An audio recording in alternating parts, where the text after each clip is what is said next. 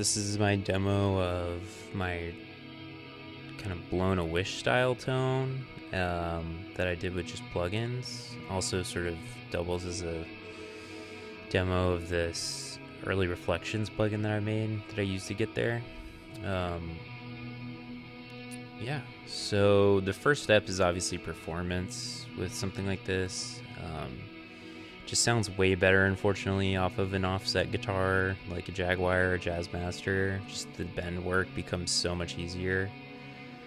I normally play a Strat, and you can get a lot of amazing sort of tones and sounds out of this chain with any type of guitar, but for this song specifically, it's pretty difficult to play without an offset, unfortunately. Yeah, let's get into it. The dry signal just sounds like this. I kind of did these chords by ear, so I'm not 100% sure on them. It's kind of funny to imagine that this is not too far off from what Kevin was playing in the studio, probably. Then next step's just a basic clean amp sound.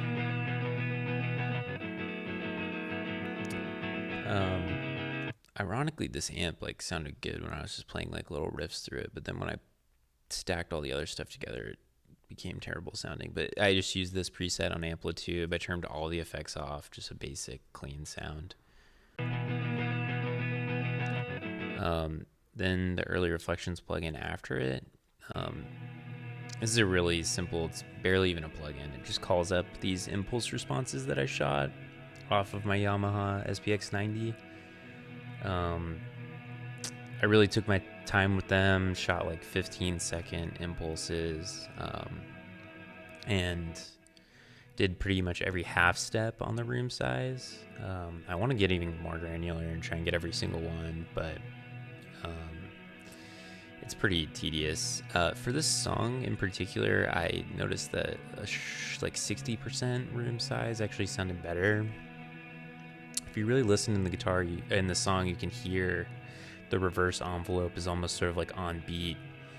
And yeah, I think that just led me to believe the room size was a bit smaller. I think with Blown a Wish and stuff, it's, this kind of thing. Or sorry, with To Hear Knows When. But yeah, with Blown a Wish, I think it's a little tighter. Next step was just some tape saturation. Nothing too crazy. I think Chow DSP, Chow tape would work great here as well for a free option. And then I used Match EQ. There's actually a stem of Blown a Wish that somebody made and put on YouTube. It's a DIY stem, so there's a ton of artifacts and stuff, but it sounds pretty good. So I just was kind of going for this, but with more bass. And accounting for some of the artifacting. But yeah, so I, put this Match EQ plugin on here, recorded the reference, learned it, recorded the track, put it back on my chain and recorded it up till there, the match, and makes a huge difference, obviously.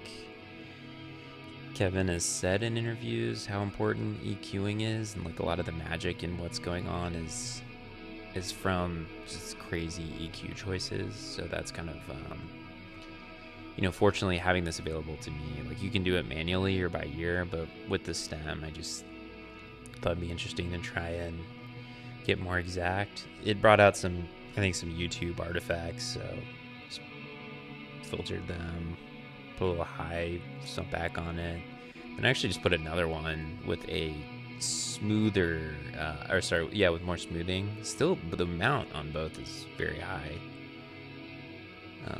85 and 90. This one's jagged. This one's smooth. And yeah, that's my Blown a Wish tone. I just kind of did the chords by ear and stuff, so it's not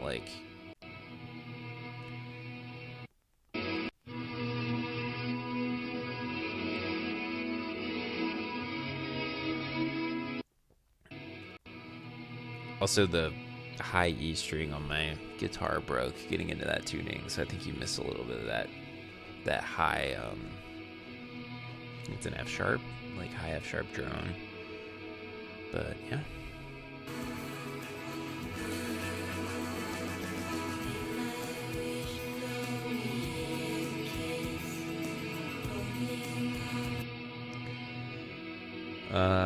Yeah, thanks for watching.